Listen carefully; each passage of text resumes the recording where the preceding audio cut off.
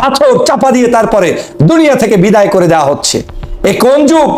আইয়ামে জাহিলিয়াতের যুগে নারীরা জন্মগ্রহণ করলে যেভাবে পিতা তার সন্তানকে জীবন্ত কবর দিয়ে বিভিন্ন কায়দায় হত্যা করত, নিগৃহীত করত। জুলাই বিপ্লব কোনো ব্যক্তিকে চাঁদা দেওয়ার জন্য হয় নাই। জুলাই বিপ্লব কোনো ব্যক্তিকে বড়লোক বানানোর জন্য হয় নাই। জুলাই বিপ্লব কোনো সাধারণ নাগরিক থেকে শুরু করে বাংলাদেশের প্রেসিডেন্ট পর্যন্ত কোনো নাগরিকের বৈষম্য তৈরির জন্য জুলাই বিপ্লব হয় নাই। জুলাই বিপ্লব হয়েছে দেশের সমগ্র মানুষের, খেটে খাওয়া মানুষের অধিকার নিশ্চিত করার জন্য। 5ই আগস্টের পূর্বের দিকে যান, পায়ে স্যান্ডেল ছিল না, হাতে মোবাইল ছিল না, গায়ে জামা কাপড় ছিল না। এখন বিশাল বিশাল পোশাকাদি গাড়ি ঘোড়া নিয়ে চলতে গিয়ে নিজেকে প্রশ্ন করুন, আপনি কোন কোন জায়গা থেকে বেনিফিটেড হচ্ছেন এবং অনৈতিকতা কোথায় কোথায় করেছেন। বাংলাদেশের কোন নাগরিক কোন জায়গায় দিবেন না, এই শপথ নিতে হবে। কোন জায়গায় চাঁদা দিব না, চাঁদাবাজদেরকে স্থান দিব না, চাঁদাবাজ আমার আপন ভাই হলেও তার সাথে সখ্যতা রাখবো না, কোন প্রকার অন্যায়ের সাথে আপোষ করব না। এই সিদ্ধান্ত না নিতে পারলে আপনি যেমন দেশপ্রেমিক না, তেমনি আপনি রাজনীতি করার অধিকার রাখেন না। পাথর মেরে মানুষের উপরে বিভৎস হত্যা, এটা কোনো বাংলাদেশের শিষ্টাচার, রাজনীতির শিষ্টাচার হতে পারে না। আমরা দেখেছি লগি বৈঠার সেই হুকুমদাতা শেখ হাসিনার নির্দেশে 2006 সালে 28শে অক্টোবর লগি বৈঠা দিয়ে মানুষের উপরে হত্যা করা হয়েছে, নৃত্য করা হয়েছে। আমরা তার প্রতিবাদ করেছিলাম গত 16 বছর।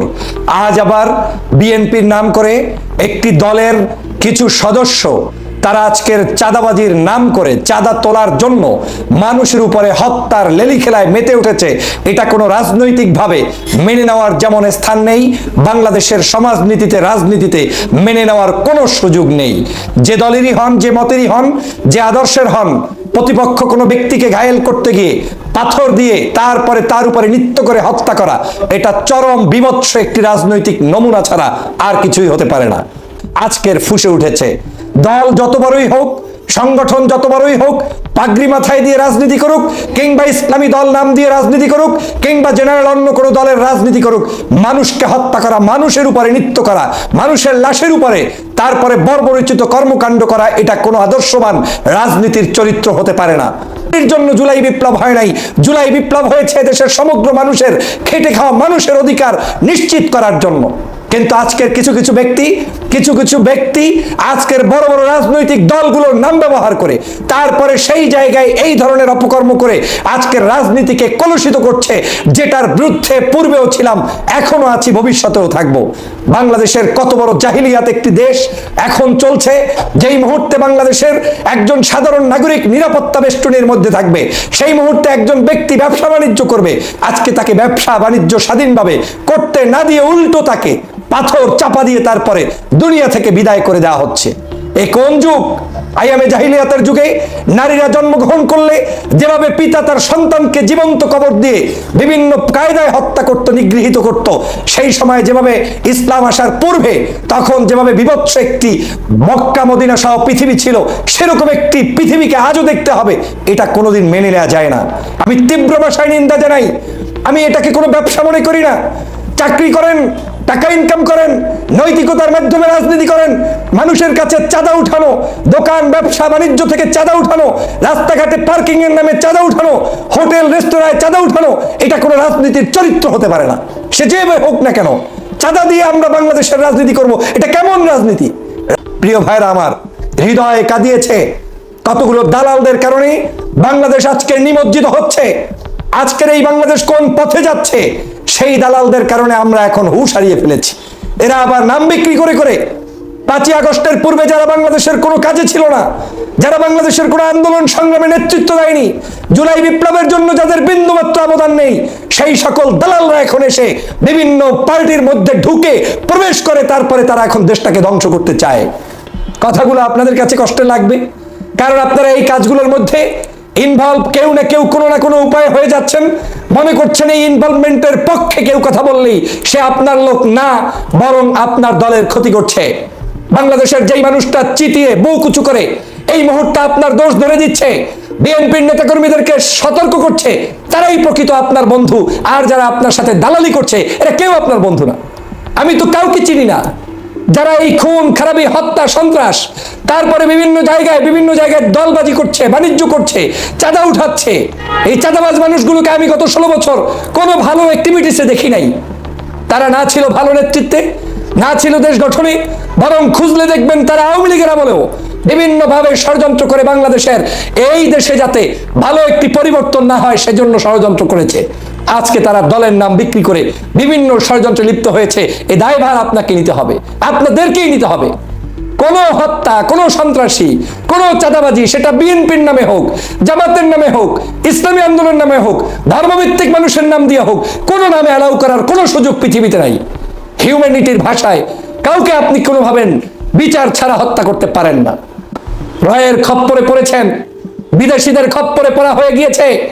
বিভিন্নভাবে ভালোভাবে রাজনীতি করার সুযোগ থাকলেও সেই সুযোগগুলো গ্রহণ না করে এই ধরনের কিছু দুষ্ট লোকদের কারণে আজকের বাংলাদেশের রাজনীতি কলুষিত হচ্ছে। কোনোদিন এই দায়ভার কারণ নেওয়ার কোনো সুযোগ নেই। প্রিয় বন্ধুরা আমার, এই বিভৎস চিত্র শেখ হাসিনা তৈরি করে গিয়েছে, শাপলা চত্বর ঘটিয়েছে, আপনার বাংলাদেশের মানুষদের উপরে জুলুম করেছে, অত্যাচার করেছে, রিমান্ড নিয়েছে, রিমান্ডের নামে মানুষদেরকে হত্যা করেছে, আপনার বিভিন্ন জায়গায় র্যাব দিয়ে ক্রস ফায়ার দিয়েছে, আয়নাঘর তৈরি করে মানুষদেরকে ধ্বংস করেছে, হত্যা করেছে। এই কাজ তারা করে অন্যায়ভাবে 16 বছর ক্ষমতায় থেকেছে বিদায় পালিয়ে যেতে বাধ্য হয়েছে। আগামীর বাংলাদেশে এই কাজ করে কেউ থাকতে পারবে না। আপনাকে চাঁদা দেওয়ার জন্য আমরা রাজনীতি করি নাই। আপনার কাছে আপনাকে আমি আমার ব্যবসা করবো, আমার মতো এদেশের একজন হিন্দু, মুসলিম, বৌদ্ধ, খ্রিস্টান যার যেভাবে খুশি সেভাবে রাজনীতি করবে, সমাজনীতি করবে, বসবাস করবে। ট্যাক্স দিয়ে রাজনীতি করার কোনো সুযোগ বাংলাদেশে নাই। এজন্য জুলাই বিপ্লব হয় নাই। যারা মনে করেন ট্রেডিশন রক্ষা করতে হবে, আবার চলতে হবে, 5ই আগস্টের পূর্বের দিকে যান। পায়ে স্যান্ডেল ছিল না, হাতে মোবাইল ছিল না, গায়ে জামা কাপড় ছিল না। এখন বিশাল বিশাল পোশাকাদি গাড়ি ঘোড়া নিয়ে চলতে গিয়ে নিজেকে প্রশ্ন করুন, আপনি কোন কোন জায়গা থেকে বেনিফিটেড হচ্ছেন এবং অনৈতিকতা কোথায় কোথায় করেছেন। অনৈতিকতা দিয়ে মানুষের হৃদয়ে স্থান অর্জন করতে পারবেন না। আজকের সারা বাংলাদেশের মৌখিকভাবে বললে হবে না যে এটার সাথে আমরা নাই, এটার সাথে তারা নাই। তো কারা আছে? বাংলাদেশের প্রত্যেকটি রাস্তা ঘাটে, এমনকি পার্কিং এ, এমনকি ছোট্ট একটা ভ্যান গাড়িতে পর্যন্ত বিভিন্ন ধরনের অন্যায় ভাবে 1 গ্রুপ, 2 গ্রুপ, 3 গ্রুপ চাঁদাবাজি করছে। এই চাঁদাবাজিকে কেউ একনলেজ করে রাজনীতি করবে, সেটার নাম কোনো সঠিক রাজনীতি হতে পারে না, না, না। অতএব প্রিয় সহযোদ্ধা ভাইরা, রাজনীতির নতুন পরিবর্তনের জন্য আমাদেরকে সংগ্রামী ভূমিকা পালন করতে হবে। আপনার চোখের সামনে আপনার দলের লোক যদি অন্যায় করে তার প্রতিবাদ করতে হবে, না হয় আপনি আপনার দলটাকে পায়ে কুঠারাঘাত করে ধ্বংস করে দিচ্ছেন। এই চিত্র দেখার জন্য জুলাই করি নাই, এই চিত্র দেখার জন্য বাংলাদেশ স্বাধীন করি নাই, এই চিত্র দেখার জন্য আমরা 16 বছর নির্যাতনে থেকে বহির্বিশ্বে থেকে আন্দোলন সংগ্রাম করি নাই। আমরা আন্দোলন করেছি একটি সুন্দর সুষ্ঠু বাংলাদেশ দেখতে। আজ যদি আপনারা ব্যর্থ হন, জনগণ উচিত শিক্ষা দিয়ে দিবে। সেই শিক্ষা থেকে বের হওয়ার মতো বিন্দুমাত্র কোনো সুযোগ আপনার হাতে আর থাকবে না। অতএব এখনই নিয়ন্ত্রণ করতে না পারি আমার কর্মীকে, আমার নেতাকে, তাহলে আমি কিভাবে রাষ্ট্র পরিচালনা করতে গিয়ে নিয়ন্ত্রণ করব? সে প্রশ্ন আমাকে সবার আগে করতে হবে। মানুষের সমালোচনাগুলোকে গ্রহণ করার মানসিকতা থাকতে হবে। অসভ্য অগণতান্ত্রিক রাজনীতি থেকে বের হয়ে আসতে হবে। শিক্ষিত মানুষজনদেরকে স্থান দিতে হবে, ভদ্র মানুষদেরকে নিয়ে পথ চলতে হবে।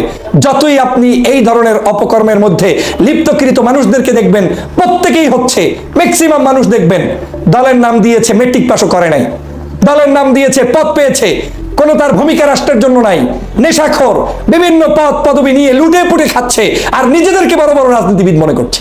আর যারা 5ই আগস্ট সংগঠিত করেছে, যারা 5ই আগস্টের জন্য জীবন দিয়েছে, যারা দেশটার জন্য লড়াই করে যাচ্ছে, তারা হয়ে যাচ্ছে বিভিন্ন রাজনীতির ট্যাগিং এ। কেউ হয়ে যাচ্ছে আপনার জামাতি, কেউ হয়ে যাচ্ছে শিবিরি, কেউ হয়ে যাচ্ছে হেফাজতি, কেউ হয়ে যাচ্ছে হুজুরি, কেউ হয়ে যাচ্ছে দেশ বিরোধী, আর ওই কিছু দুষ্ট চক্রের লোক তারা হয়ে যাচ্ছে দেশপ্রেমিক। এই কারণে আজকের এই বাংলাদেশের এই কঠিন পরিস্থিতির মধ্যে পড়তে হচ্ছে। আমি তীব্র ভাষায় নিন্দা জানাই।